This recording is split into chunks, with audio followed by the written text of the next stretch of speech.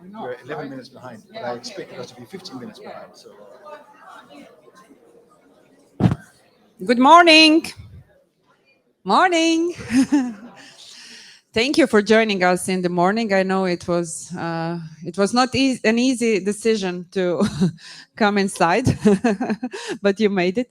So I already mentioned that there will be some more of those special introductions of the team. And here is one of those. So Martin has been with us for 5 years now.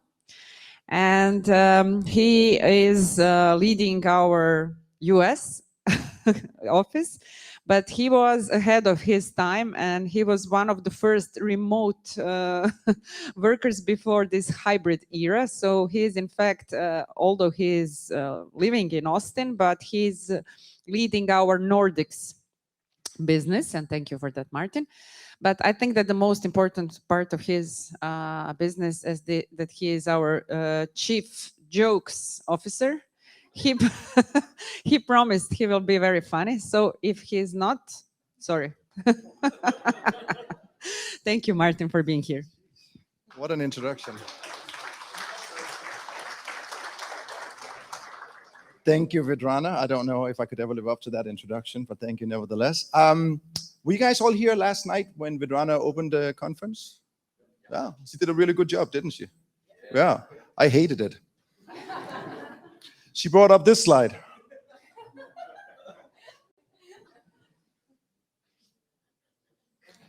It's the same shirt.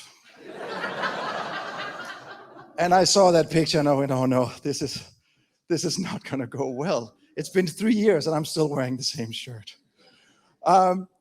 Nevertheless, I have been at QED, I think, 5 times, I think. Joachim and I was here for the first time. I would like everyone that has been to one QED, this one counting, or more, to stand up, please. This one counts. This one counts.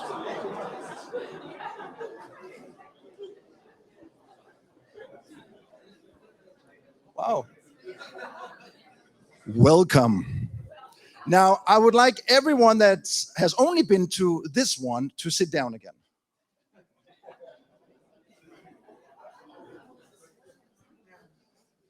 Welcome. It's good to see you again.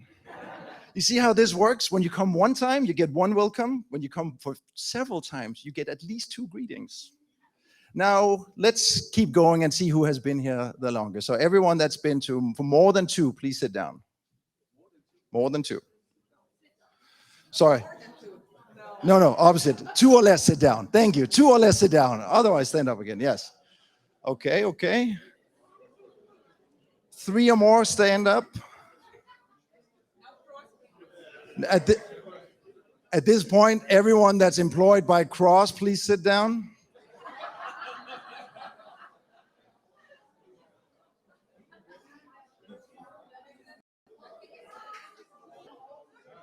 So we have 1, 2, 3, 4, 5, 6, 7, 8. So we have to add 1 more year before we can get to our giveaway. So wait, what was that? That was 4? So people that's been here 5 years or more, please stand up. Everyone else sit down. 1, 2, 3, 4, 5. 4. Perfect. Well, first of all, thank you for keep coming. I mean, there must be a reason you keep coming. Really appreciate that. Yes, we have from our opening keynote speaker, Heidi, signed copies of her books that we would like to give to you for having endured so many years of our conference. Thank you.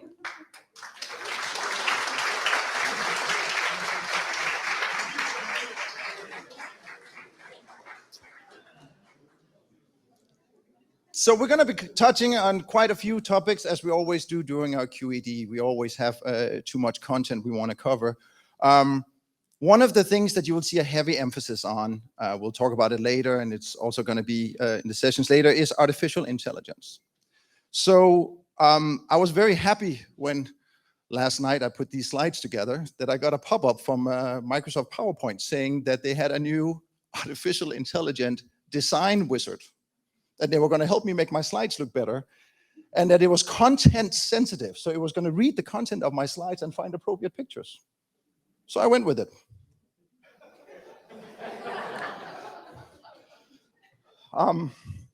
I think it says more about my content than about the artificial intelligence.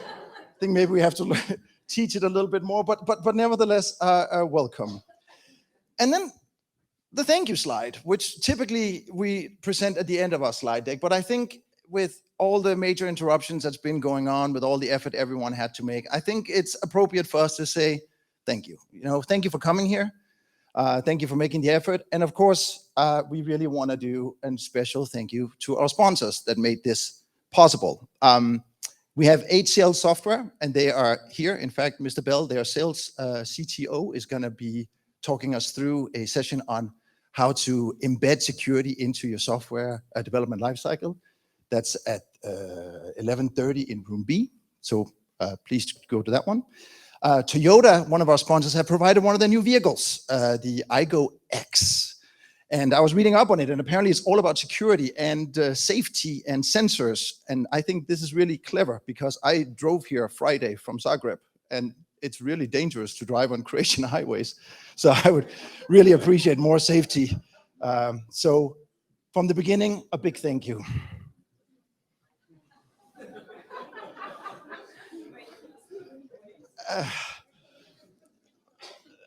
Yeah.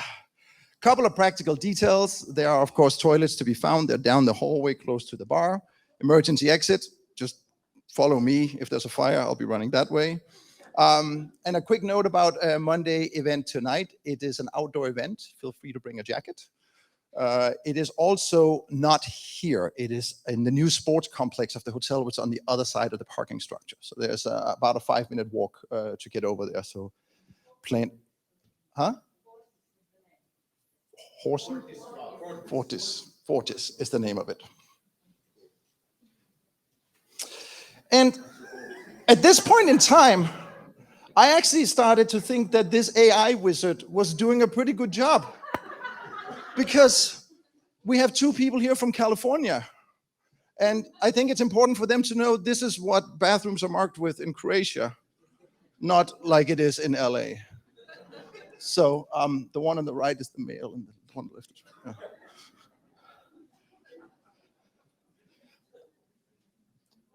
All right.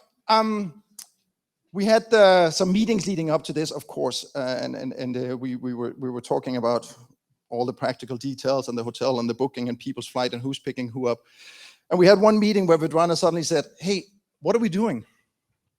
And I thought it was a really good question. I thought it was really good, like as we were talking about this conference and what we wanted to accomplish, what are we really doing?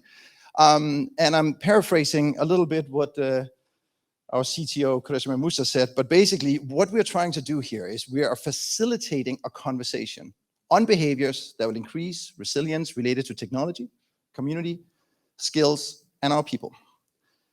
And I liked it. I wrote it down. It sounded like a mission statement, didn't it? It sounded like a good mission statement for a company that you would want to work for. So that's what we're trying to do here at this conference.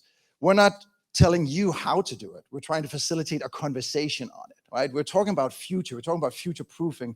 We'd be pretty silly to come up here and tell you this is what the future is going to look like. This is how you should future-proof yourself. Now you'll be safe about it. It's much more about getting the dialogue going, getting some minds that have gone through some things that could be relevant to talk about it, to talk you through it, to get you to talk about it. And to that end, of course, we are going to be sharing some of our experiences and what we've been doing. And at this point, PowerPoint is really caught on. They're like, oh, it's a corporate conversation. Let me just put in people, stick figures that are connected with lines. And you know what? That is people. So I actually think it's doing a good job. So what are we doing, or what have we done since the last QED in terms of future-proofing us and Cross? And I'm just gonna go ahead and show the picture right away, because you know what? It's nailing it at this point. I think it has learned enough about our topics that it found good pictures. So what have we done since last time we had a QED? Well, we obviously try to future-proof ourselves, and we have done this through growth, what I like to call growth. So growth in terms of businesses, we have opened several new offices, several new entities. We have a separate AI division now. We have opened offices in Riga, here in lovely Zadar. We even opened one in Munich, as was brought up at the openings remarks last night. We have doubled our business in the Nordic region. Thank you. We have increased new opportunities in what we consider strategic accounts by 234% in the last 3 years. That's not necessarily saying that we're making 234% better revenue. It just means that we are really working with our customers, those that see us as trusted advisors, to find areas of improvement. Like, how can we do this smarter? How can we do this better?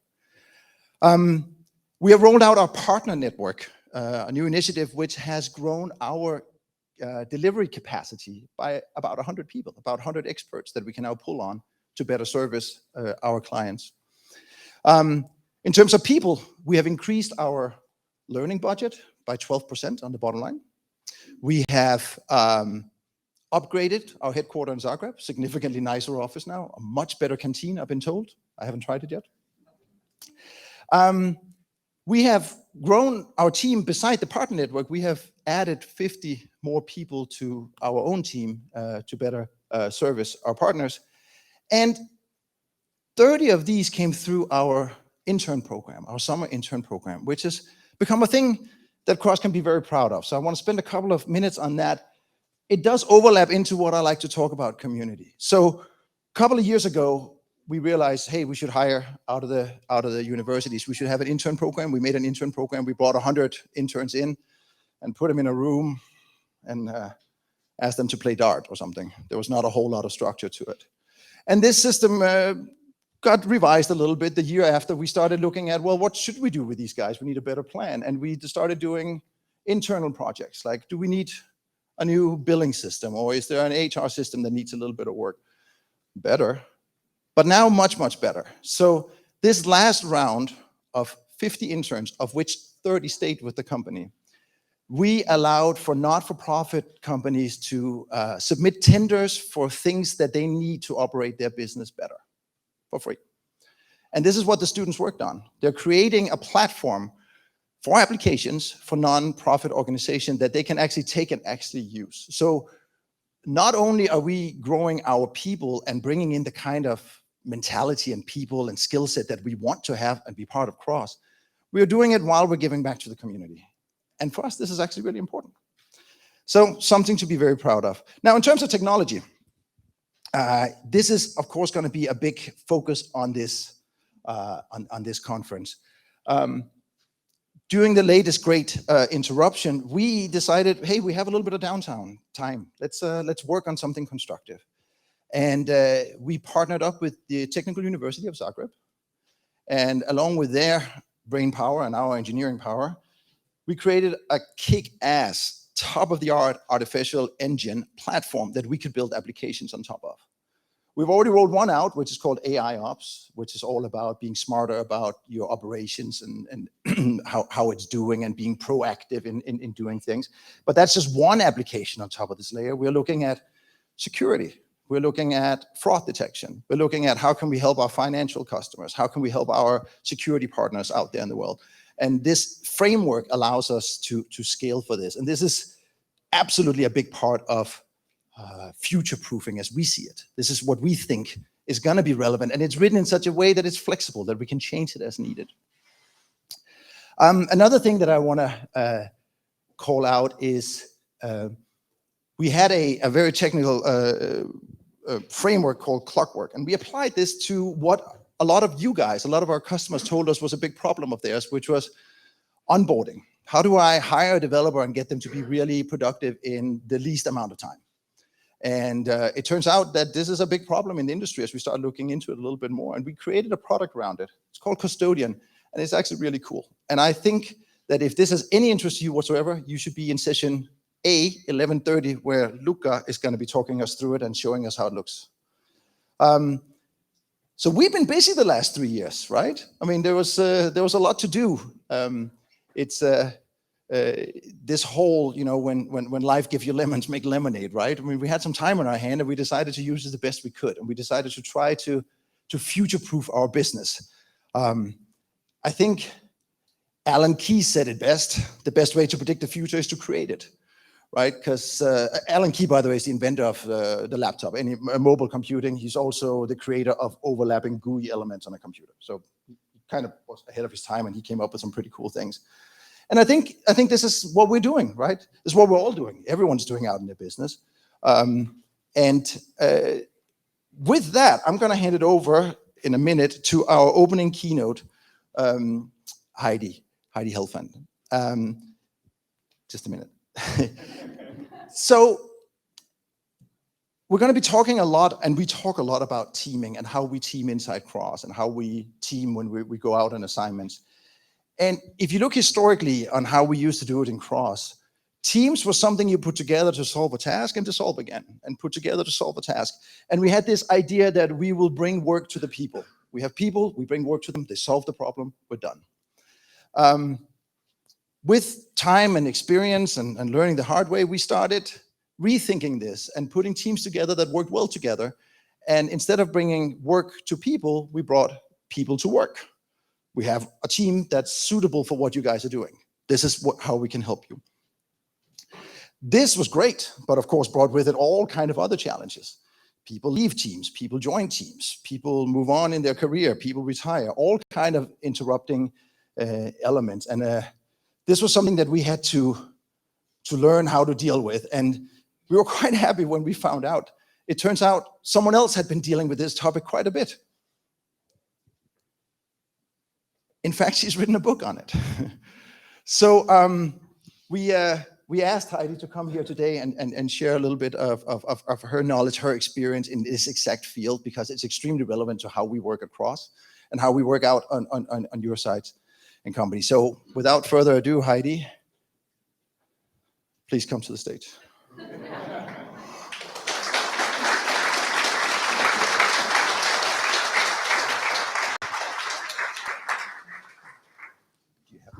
Wonderful. Well, I'm so happy to be here. It's has just been a delightful experience so far. It's my first time in Croatia, and yeah, thank you, Martin.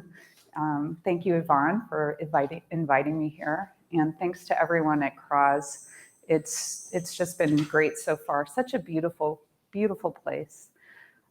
And yeah, so I'm going to share some thoughts on a topic I call dynamic reteaming.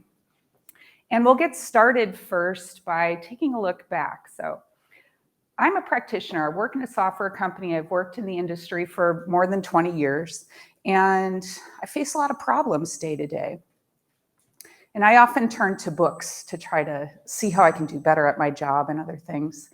And for years, I've been reading things like, if you want to work with teams, to have the most effective teams, you want to try to keep everything stable.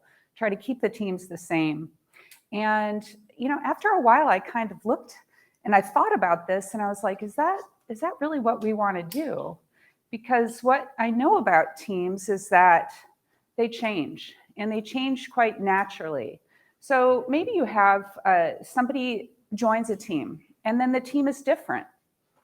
People bring their unique personalities, their styles to the roles that they play. So someone might have a title like software engineer, but they bring their personality to the role. And so when someone joins a team, because of that, I think things can feel different. The system of the team is different. It feels different. And, it's the same as when somebody leaves a team as well. But one person, it only takes one person to change the dynamic of a team. This is a colleague of mine, Paul, and I remember when this is a picture from the second startup that I was at.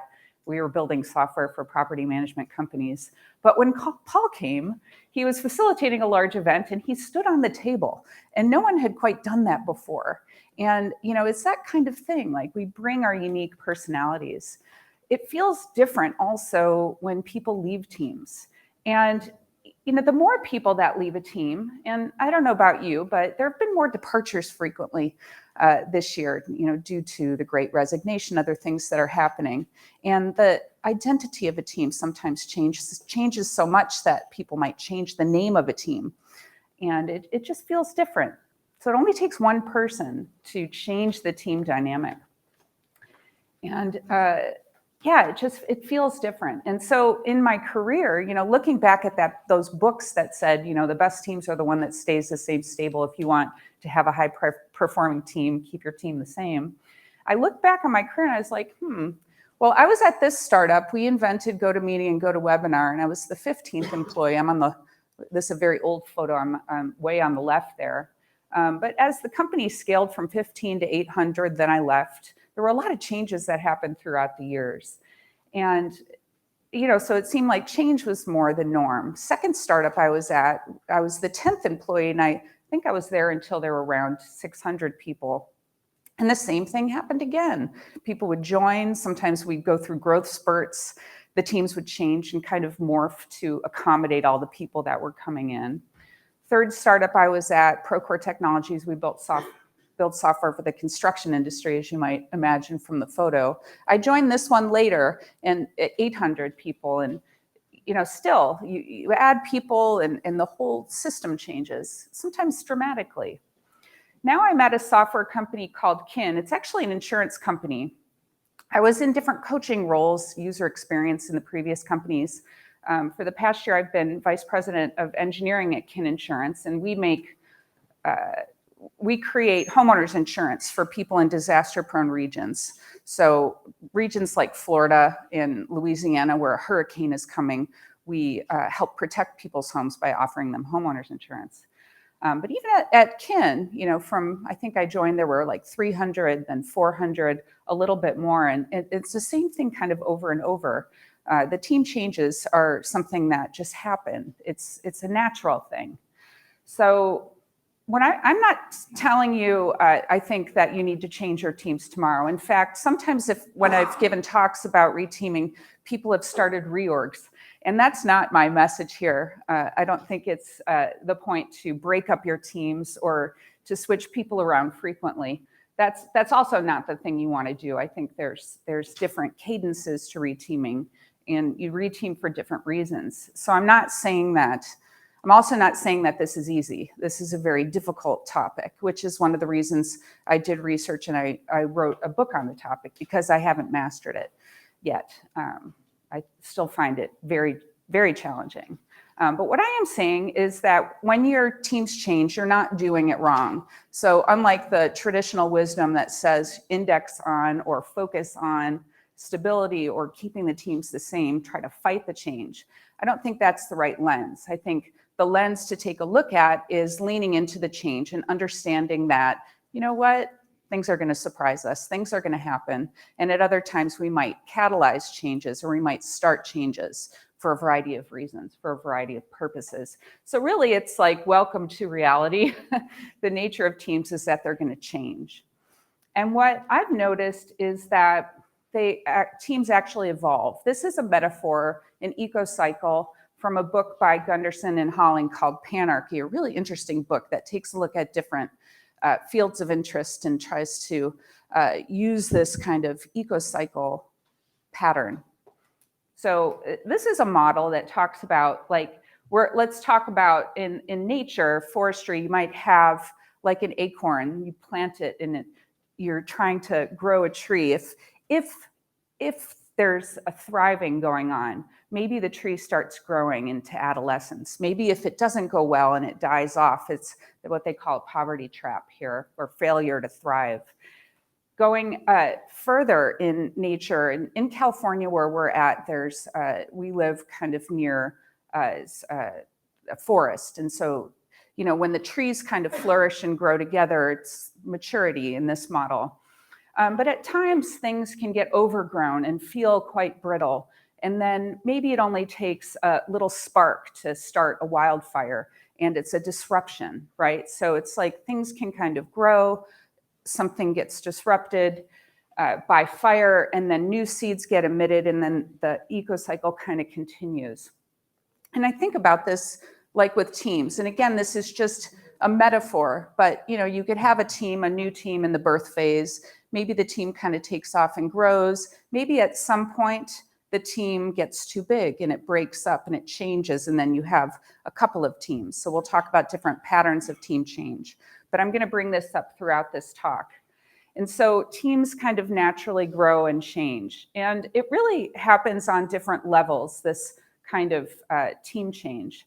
So it could even be at the individual level. A person is ready for something different and moves from one team to the next. Or at the company level, your company gets acquired by another company or acquires a company. It's a different kind of change.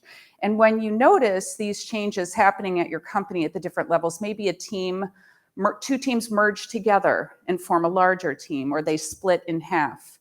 All these changes can happen at multiple levels. And when they do, it might feel a little bit chaotic to you if you actually notice that it's happening. And, times like today, some teams are remote first, so things are invisible. Maybe you don't notice the changes as much as you would have if they were all in person. But changes happen at these different dimensions, and then they also happen in different ways. So sometimes maybe it's a company decision that forces a change in the teams, and it's really kind of a top-down change. These are pictures from a wonderful book called The Facilitator's Guide to Participatory Decision-Making by Sam Kainer. I love the book. If you facilitate teams, it's got amazing tips and tricks in there. But I really like this visual because it's not always our decision when changes happen. Sometimes outside the kind of boundary of the team, we have to go along with some changes. Other times, maybe the leaders see a need for a change and get input from people before making a decision about how things change. Or on the far right, maybe the team has a retrospective and decides we might be more effective at getting our work done if we change our composition. So these team changes happen in different ways. So like the previous slide, they happen at different levels, and then they happen at different ways. So sometimes we get to catalyze the change, and other times, maybe we need to deal with the changes that happen. I mean, who saw that our workplaces would change so much by the surprise of COVID, for example? That initiated a bunch of changes to many teams that no one really, well, who knows who really imagined that could ever happen. So I became very curious about this topic because I was reading those books and I was thinking to myself, out of all my experience at fast-growing software companies that were very successful, companies that grew larger, we had to change along the way. And then I thought, well, was it just my experience? Was it just us? I started getting more and more curious about this, and I interviewed people from around the world, and people told me stories about how their teams had changed. And so the stories are in this book that I wrote. And from this kind of research, I derived 5 patterns of reteaming that we'll look at in a few minutes. But these are some of the typical reasons why our teams might change. Maybe for the company is growing. We've been talking about growth so far, or maybe the company is shrinking, which I kind of see that trend happening now, just in current economic climate. I see some companies shrinking or getting smaller, people leaving, right? New work or priority might happen to kind of create or generate a change. Sometimes people deliberately want to build a more resilient organization, try to keep knowledge in the building and reteam in order to share knowledge, to spread knowledge. So more than one team is able to do a certain type of work. And then I think the final reason is about stagnation and learning. Sometimes we want to change. Sometimes we want to work with different people. Sometimes we want to work on something different. It's why people, I think, change companies. But we can share opportunities within our own companies to help people find new things to do, to kind of, re-energize their careers. These are some of the reasons why those teams change. So the patterns, so there's 5 patterns, and I'll talk about most of them. I think I lightly touch on one of them, but first pattern is one by one. Someone joins a team or someone leaves a team. Grow and split. Team grows bigger, splits in 2 or 3, splits in different pieces. The switching pattern, someone changes from one team to the next. Merging, kind of the opposite of grow and split. Teams combine to form a larger team, which is quite a useful thing, especially if you have specialists that only work in certain areas or you don't have enough specialists. Some people have front-end software engineers, back-end engineers, or other specialists, and there's not enough of them, and sometimes combining teams helps to solve that. Isolation is the last pattern, which is useful when you have an emergency situation like a production incident, a team comes together and then fades out. Or let's say you want to build a new a product. And so you form a team off to the side and give that team process freedom so they could build in a faster iteration than a current software that you're building. So we'll go through some of these patterns and some tactics to make it easier. So we'll start with the 1-by-1 pattern. So it's really, if we look back at our metaphor again, 1-by-1 pattern, people are joining the team. This is, let's say, 2 founders of a software company, and then the team just gets bigger and bigger. And so as you add new people into the teams, you need to figure out the strategy. Are you going to start brand new teams with the new people, or are you going to seed them along with people that are more experienced? I think sharing that strategy with people, the people that are already at the company, is really helpful because it allows them to kind of predict what changes might be happening. One pattern that is one instance with the 1-by-1, maybe you want to spread people across teams. And so really you're like sharing the load. People might have pair programming across the different teams to make it easier to onboard. So sometimes you want to spread people across teams. Sometimes you want to create new teams. If you have a way of working at your existing company that you really want to change dramatically, sometimes you might consider starting a new team and going from there, building your organization from there with new ways of working, new practices, if you don't want to perpetuate what's happening already. It's kind of like reteaming with the isolation pattern, but building, kind of regenerating a new team. Maybe you seed it with a person. But each case, I think, feels different. Even, we were talking before about it only takes one person to change the dynamic of a team. But depending on who you're bringing in, there are different tactics that you can use. If you're bringing in a new leader for the group, maybe someone that's going to manage the people that are already there, whether you're bringing in a peer or maybe you're bringing in someone junior, there are different things that you can do to make these cases easier. So let's take a look at some tactics or some practical strategies. And I think it goes without saying at first that sometimes it's really difficult for people when someone new joins, especially if they're not ready for that kind of change. I've witnessed, like, when people are more junior and someone joins and they don't understand the situation, like, I thought I was going to do that job or have that role. And then you have to talk to them about how it's a good learning opportunity. And I was in that case before. Here's, these 2 gentlemen are founders of, the gentleman on the right was one of the co-founders of the company that became GoToMeeting. And the one on the left, they formed the second company that I was part of, AppFolio. And you know that they're founders because they're hanging the whiteboards themselves on the walls. You do what it takes to keep your company going. But both of these were, Klaus on the right and John on the left, they were my mentors. And I remember sometimes when people joined, I would get triggered and I would be like, have problems with these other people. And this is some advice that I always pass along to others. It kind of timeless advice. One is about relationship building. Like, you have people come to you with problems about other people all the time, right? And so encouraging them to form relationships. We would be in person and have lunch together to try to get to know new people. So when people get triggered by people joining, John would always say, and have a founder's mindset, how can you help the other person be more successful? And I think if you include people in the visions for how you're going to grow your company, it takes care of some of this because people feel shared ownership, right? And again, like, you have to prepare the people that are already there for the influx of new people, especially when you have a lot of people that are joining or you're planning a growth spurt. So with the 1-by-1 reteaming, there's a lot of tactics related to how are you going to onboard people, and then also how are you going to offboard people, or what are you going to do when someone leaves. There's a great book called The Culture Code by Daniel Coyle, and there are stories in there about effective onboarding. And one of them talks about a study at a call center in India called Wipro. And what they learned is that when you bring on a new person that joins your company, that joins your team, you might always want to share, you're trying to share about the company so they learn about your company. But what they learned in the study is that if you encourage the new person to talk about themselves, that they tend to stay longer at the company. So that's something that I keep in mind when I onboard people into my company today. I'm always trying to get them to share unique things about themselves, just based on what I've read here.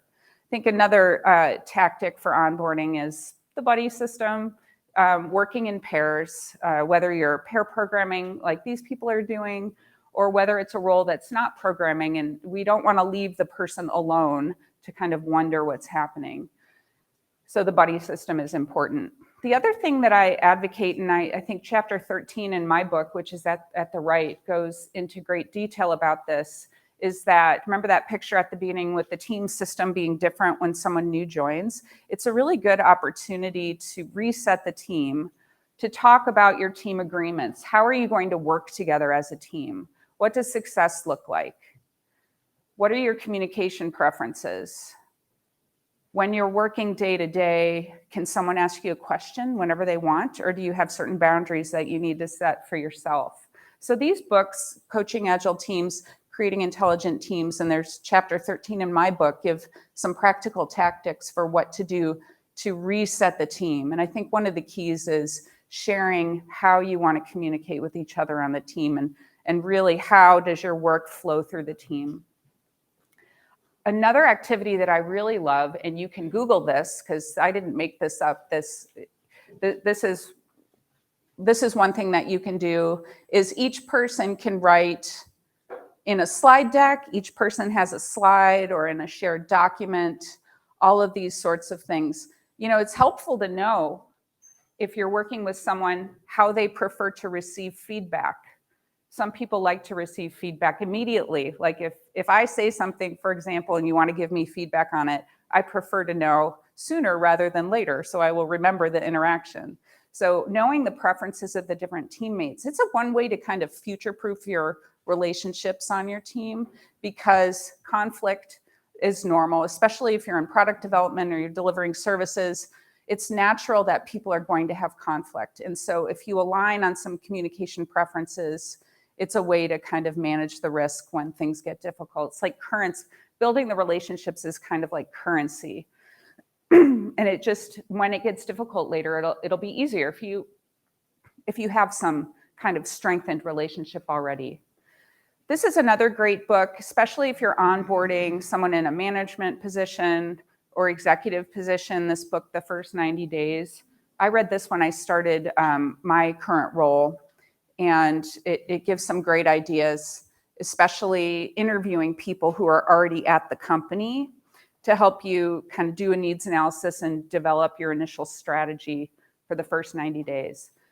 With the one-by-one pattern, though, I also want to acknowledge it's not just adding to your company. It feels really good when your company is successful, when your people are joining your company. It can feel really great, and it can feel very exhilarating because it's a happy case, right? But sometimes people leave, and that's normal too. I mean, I've had multiple jobs in my career, and I'm sure you have as well. And but when people leave, it can be particularly awkward. You know, there's rules and laws that we have around what can you say when someone leaves. Some people choose to leave. Other times, you know, in cases, you know, maybe for some performance reason or whatever, people are asked to leave. And it can be very uncomfortable, very awkward. You know, they're talking about the Great Resignation, right? In these days where people are switching companies, and it can feel quite challenging. But I have this picture here, and this is a cliff in Carpinteria, California. And at the company that I was at, Procore, we had a product manager on a team, and he was quite charismatic. And whenever his team would ship a major software feature, they would celebrate, and they would go out to this cliff, and they would scream out of their lungs. They would celebrate. This is one way that they did that. And so they would go to the cliff.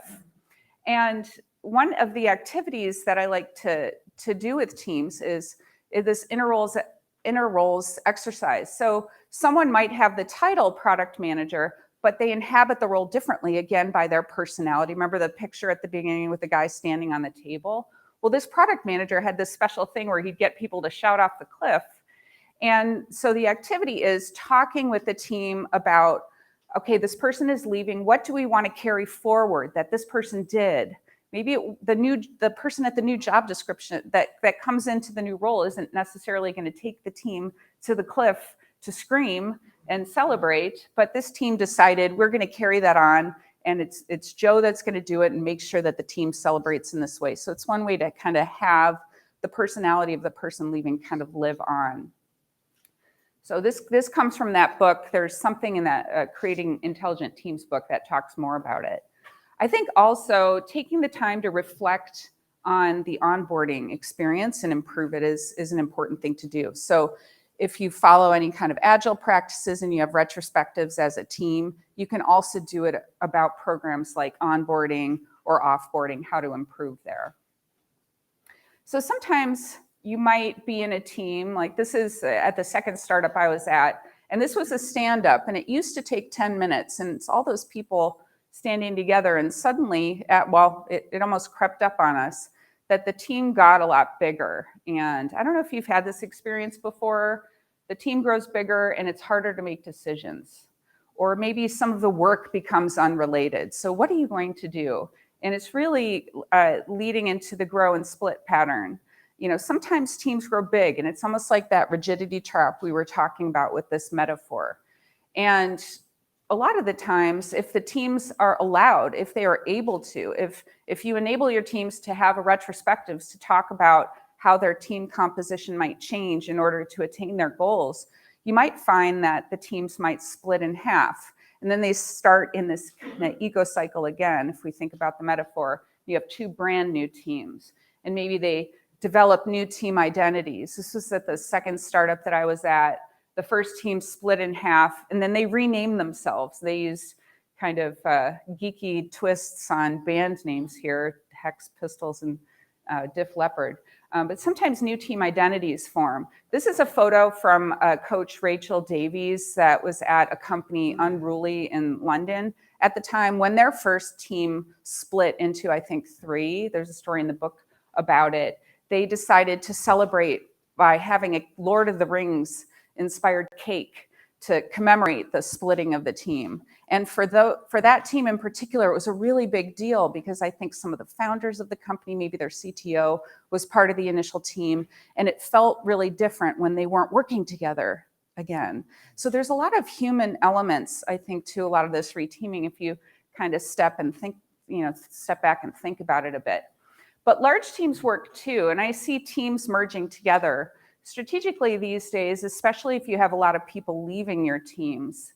It's, we did it at my company. We had smaller teams that were each had ownership over certain tools, and we wound up combining some of the teams so that we would have a little bit more fluidity with all of the people that were there. And we enabled the growth of these communities of teams that can determine how they want to form teams and then change. When you have larger teams together, there's always a facilitation risk. You have to know how to facilitate a large group. So books like that Facilitator's Guide by Sam Kainer, other resources like Liberating Structures is another wonderful community and book to facilitate larger groups of people, such as like we are here in this room. But the merging pattern is that opposite. It's when you combine teams for a certain reason. Now, you might read in books like, oh, the perfect team size is 7 plus or minus 12. Or, you might find these prescriptions for the perfect set of teams. But I like to take the mindset of you have a team and you start there and you trust the team to determine how they might shift, because they're closer to the information. So what if the people decide? I was with a team, and I remember this was at Procore, there was a team and there were web developers, and then there were people that worked on mobile applications. And then they felt like there wasn't always work for us as mobile developers. What are we going to do? Well, the team grew big, and they know that they wanted to split. And then they talked about it together. And they were iOS developers, decided, well, we're going to just switch based on where there was work for us. And they wound up splitting in half. They wanted to stay together because they wanted to pair together, but then they wound up splitting. And the point of it is they were trusted to determine how they wanted to work, to kind of pursue the solution that helped them feel like they were able to deliver and be effective. And I always really liked that. I really, because it was a learning experience. They got together as a team. Here's one team that's doing a fishbowl type exercise at the second startup I was at. And I think it's really powerful when you give people agency to determine their structure.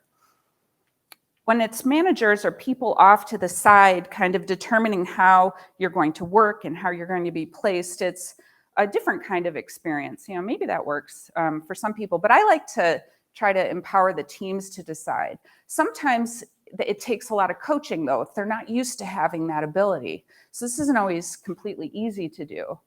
So some tactics. Launching the new teams is important. So if you have that big team and that team splits, having a reset, talking about how you want to work together, what your communication preferences are, how you're going to organize your work, all that kind of, how you're going to, in this case, if there's like, how are you going to split up the code? What are you going to do? It's important to talk about it and deliberately launch. But sometimes, remember that picture from the beginning where there's reteaming at different levels, the individual level, the company level. Sometimes you're going to have larger scale splits. You know, kind of like these tectonic changes where they like 50 people, 100 people are going to be in a different structure. Very challenging to do this. You know, again, like that picture at the beginning, kind of like the top part of these images, right? Company acquires another company, all these changes ensue. You might not have the ability to give input on how it goes. It can be, you know, more like the left side of this picture where change is imposed. It can be kind of challenging, especially if you don't like the solution. But there are some tactics to make it easier. I think some of the most challenging spaces in this whole topic deal with change that impacts a lot of people. But so how can you cultivate that interaction? How can you try to include people in the decision making is something that I like to think about, because who's going to own the change? Like the more that the people own the change, maybe you have a greater chance of success or satisfaction with the change. It seems like it's more respectful too. This was a change that we had. This is at Procore, and we had a large division of multiple teams that, for one reason or another, and actually we wrote it down because we made an FAQ about it. We visualized the change that we needed to make on these whiteboards, and we held office hours in front of this pre-COVID when we were in person. And we visualized the hiring because we were going to hire people into the teams. So we had 3 whiteboards with the 3 divisions that were forming and the teams that were located on each. And we had different sessions where developers would come and they would be like, wait a minute, it makes more sense for this team to be over in this division, and here's why. So we were able to make the changes because the executives, the managers who were driving the changes weren't close enough to the information. They did their best guess about what the structure might be like, but when they got input from the people, it allowed them to make changes. And we made an FAQ. We had things like this to try to put the change in context, like what problem were we trying to solve by making the large scale changes? What solutions did we consider? We had these FAQs and we circulated them. We added the questions. At first, we started with a standard list of questions. I have a chapter about this in my book because it's like so hard to do.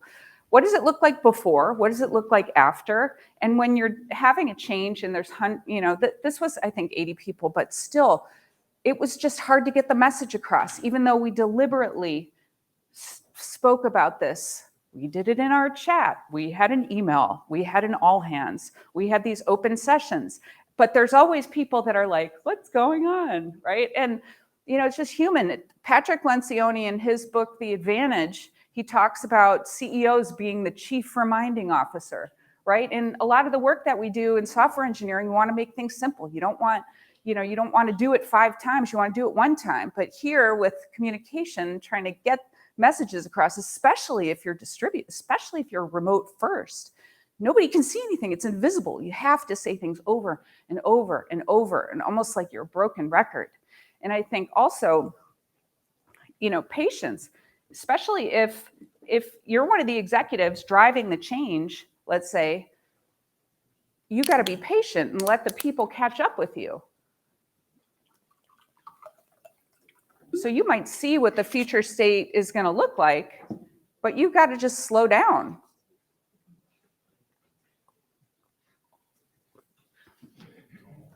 You need to bring the people along for the ride. So patience is one of the biggest challenges, I think, when leaders try to drive changes, because they see the future state. Maybe they were talking about it for 2 months, but then they introduce it to the people, and it takes time to just kind of acquire the understanding of what the change is. So sometimes there's a lot of rapid growth, a lot of reteaming, a lot of people. Suddenly, if your company was small, you doubled in size or tripled in size.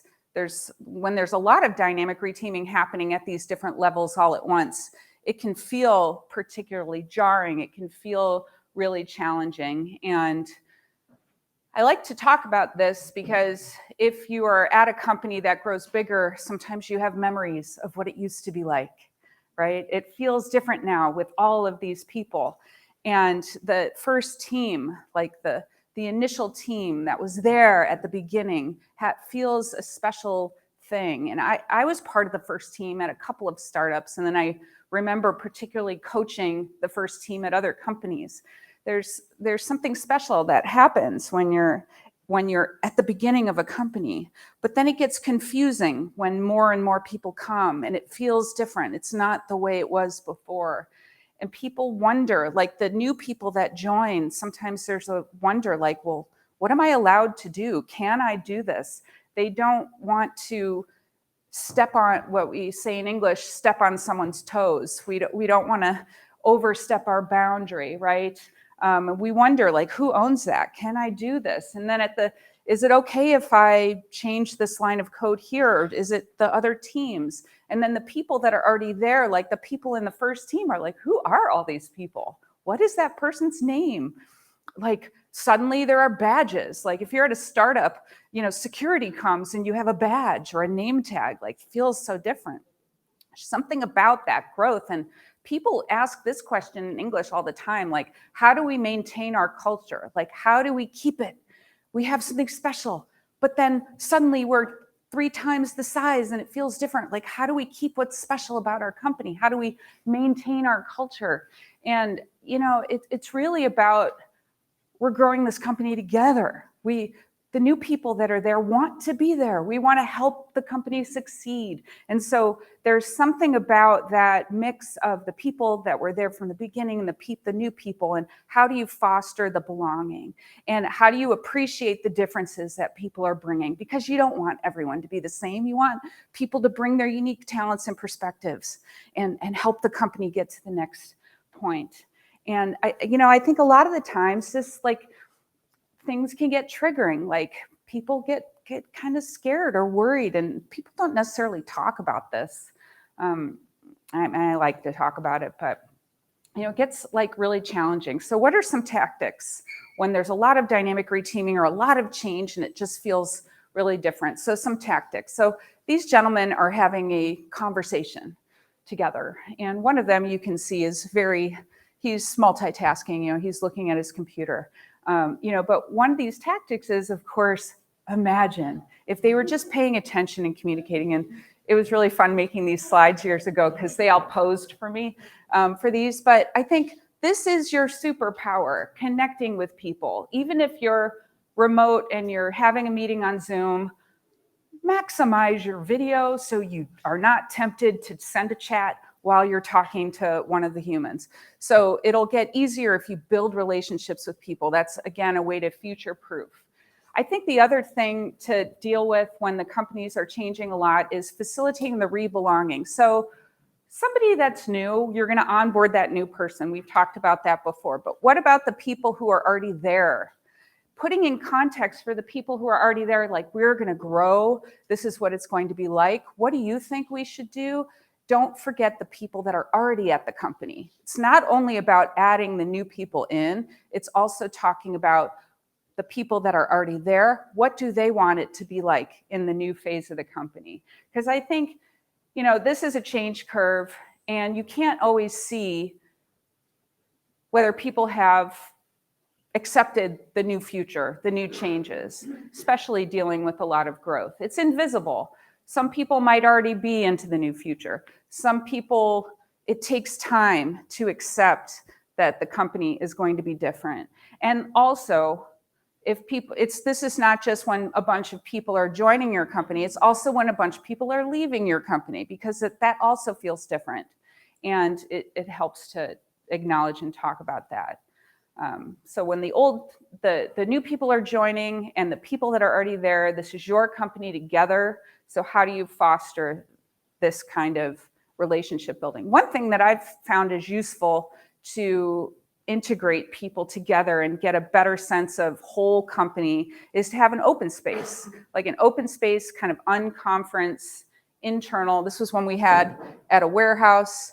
And basically it's people that were at the company for a long time, and all the new people, there were 350 people, and we gave them a challenge. I covered it up there, but it was something about how do we communicate best across our teams. And the people make solutions, they form the conference schedule, and then they find shared causes. So I think that's one thing you do when you don't know a lot of the people in your company, because there have been a lot of changes. Develop an activity where people can find common ground, where people will go and want to solve the same problems. At this one, it was pretty incredible. We had people that, really, there was like a technical debt guild that emerged out of this thing where people ran to talk about technical debt, and they found each other through like the sea of people. So that's one thing that you can do. Story of our team is another activity that I like. Let's say you have a team and there's a lot of new people on the team, and then there are people that have been there for a long time. You can do an activity where you make a shared timeline. People write, and you can do this online also. I've done it with whiteboards online if your team is distributed. But they make a shared timeline of when people join the company, they write it on the timeline, when they've delivered significant milestones in the company, and then people read off the story of their team. So it's a great activity to foster a shared sense of history. The activity is in my book. Another one, Lance's work from Creating Intelligent Teams, is another activity. We did it in a very large group here where people it's like about role empathy. So if you have different roles on your teams, like quality assurance or software engineering, people share the challenges that they have within their role, and others talk about how they can help them. So you stand in, if you're not a software engineer, everyone stands in the space of software engineer and talks about what is challenging for people in this role, what help do they need from other people, and what do we want to do in particular to help them. It's a very powerful activity you can do when your teams change or when they reset. And a lot of this stuff is like, it's not talking about the work, it's talking about the human element. And, again, I think the relationships are currency. So winding down here, nearing the end, but so nothing lasts, right? You hold your ice cream cone, you want it to last forever, and it always goes by more quickly, but you didn't get 2 scoops. But it's always going to melt, things are always going to change, and it gets us to the switching pattern. Sometimes, and they posed for me for this one also, they were not motivated by what they were doing anymore. They wanted to change. And so it's kind of like, how do you foster the opportunity to work on different things? And I think this is like stagnating water. Like stagnation is not moving. Sometimes if you're on a team too long, you might feel bored. You might feel like, oh, I wish I could do something else. And so how do you want to offer opportunities in your company? It's almost like another rigidity trap, but it's just with like one person. You might feel that switching it up can help you learn something different. So like the switching pattern, somebody moves from one team to the next. People do it at a regular cadence sometimes. There's a story in my book about Pivotal Cloud Foundry, where at a regular cadence to spread information around their teams, they would switch people from one team to the next. I'm not saying that's right for your company. I'm just sharing an example from another company.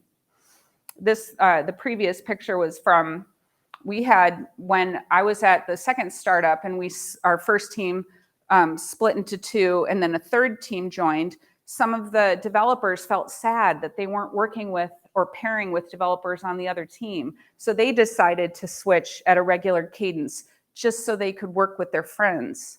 And so the company enabled it because we wanted people to be motivated by what they were doing. And it's like, why not? So some switch at a regular cadence. This is another picture. There's a story by Richard Sheridan in my book. Richard Sheridan he wrote a wonderful book called Chief Joy Officer, I think it's called. And he talks, their company pair programs 100% of the time and they switch pairs. And he had an experience where he was at a previous company and these towers of knowledge were built where, it's almost like not enough flexibility. If somebody left the company, the information left with them out the company. So he developed a new company where people pair program 100% of the time. And you know that when you're joining the company because it's part of your interviewing. You know what you're getting yourself into. So some pair switch 100% of the time. This is a photo from Hunter Industries where the mob programming movement originated with Woody Zuhl and Chris Lucian and some others. These people work in groups. They ensemble program together, it's the term these days. But their switching pattern, what they had is engineers that wanted to move from one mob to the next would just work it out with each other, and then they would tell the managers what was happening. And the way that they chose to do that came out of a retrospective. So they had a lot of retrospective generating tactics there. So tactics that enable switching. Building community is an important one. Remember we talked about that open space? If people know each other across teams, then when they switch teams, they're not strangers. They know each other a little bit better. So again, this relationship is currency when you're trying to future-proof. Building community is important.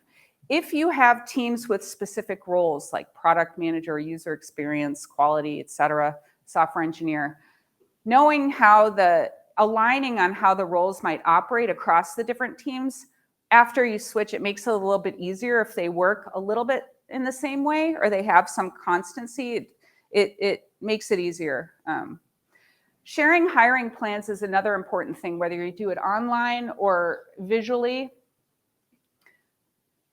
If people don't hear about opportunities to grow at your company, they're going to leave and go to another company. And many of them probably hear from recruiters all the time. So we have to share opportunities for growth within our own companies, or people will just switch to another company. And the great reshuffle is the great reteaming is what I would call it. But we need to share the switching opportunities in our companies. This was a group of engineers who brokered nomading. They had this practice that emerged called nomading, where an engineer from one team could go to another team for 2 weeks and then back to their original team. And there's some interesting research quoted in my book from Cornell University that talks about how that really benefits the initial team. If you go to another team, work for a couple of weeks and go back to your initial team, it's beneficial for your original team. These developers wanted to do that. So they would, out of 50 teams, you could go to them and they could help you find a new team to go to temporarily and then move back. So it's another way to do switching. I think also managers need to be open to the idea so they don't hoard team members. There's an anti-pattern in my book about hoarding team members. When you don't let the people work on something different, you're not going to retain them. So how can we work together as a team of managers to enable the career growth of people? Is that space. Watch out for disappearing team members. I remember I was consulting at a company and suddenly people were disappearing from teams. Like some executive made a priority change and then people were assigned to a different team and they didn't even say goodbye. So we don't want that. We want to communicate with each other. This goes along with the Richard Sheridan's Tower of Knowledge. So what I always advise to people is that you're not going to want to be on the same team forever. So can you pair with someone? Can you work with other people, share the knowledge so that you can go on vacation? You don't have to take your computer with you. You can unplug. Or if you want to switch to something else, it's easier later because somebody else is carrying on the work. So you never want to be the only owner of anything. You always want to have somebody that could take it over so you can have a life go on vacation, or you can switch to something else. So yeah, so we talked about a lot of different patterns here, one by one, grow and split, switching, merging, a touch about isolation, not very much, but so I'm wondering, what about you, right? You're here at this conference, you're here to learn, you're here to grow. Back in your companies, people are going to come and go. It's going to feel different. Appreciate who you're working with today, because you're not going to work with each other forever. So you really have to enjoy your time together. It's going to feel different when people join and when people leave. So you get to decide, are you going to grow with your company, or is it time for you to leave? We talked about curveballs before. You will be surprised. I mean, who saw this COVID stuff coming and then suddenly we were all like forced to stay at home? Like, we will be surprised. We don't know what will happen. And so it's about you. It's about thinking about, what do you want your career to be like? Think about the last time you were at work, the last week. What were you doing when you were energized? What were you doing when, oh my gosh, you were looking at the clock, you were hoping that you could leave or do something different? That's not what you want to keep doing if it's zapping your energy. And what were you doing when you were in flow, or when you felt like the time went so fast and you were so like in the moment and everything was moving fast? That's a clue, because it's engagement for you. It's something that you like. I didn't make this up. It's from a wonderful book called Designing Your Life, which is out of Stanford. They apply design thinking to career development. But I always encourage people to think about this, because at the end, you want to find that sweet spot, the thing that you want to do, what's motivating to you, and what your company needs. You're always trying to find that fit operation where you can be motivated, energized, and learning, because you can make a big impact, just like this car died and they're pushing it. So, and I would say also focus on the learning, learn into your next role and what you want to do, talk to your managers, work with a coach, right? And build relationships. These relationships are the glue that keeps it all together. If you know and care about the people you work with, everything else is easier, especially when it gets difficult, because it will get difficult. It's just how it is. So I like to think about all this. It's all about the ride. It's about your life and what you want it to look like every day. So you get to write your own story. You get to decide, right? So yeah, reteaming is inevitable.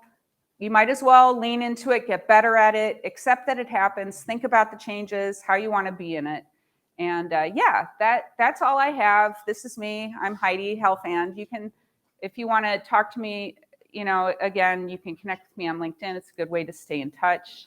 And yeah, I really appreciate the opportunity to share some of these ideas, and I hope it was somewhat interesting. Not so boring. I don't know. How are we? Started late. You're okay. Oh, okay. We have a few minutes if there's any questions or remarks to Heidi. To throw her a curveball? Yeah. No? People are very shy? Well, that's too bad, because there was still one book left. But since there's no question, Yeah, I guess I'll take it home. Yeah. It's just a remark. Richard stood exactly where you stood and told us about his life. Really? Richard Sheridan. Nice. Very, very inspiring. This hotel, this room, this book. I love it. I You love don't get a it. book for that. No, it's okay. Yeah. Well, great. Thank you, Heidi. Yeah. Very Thanks much. so much.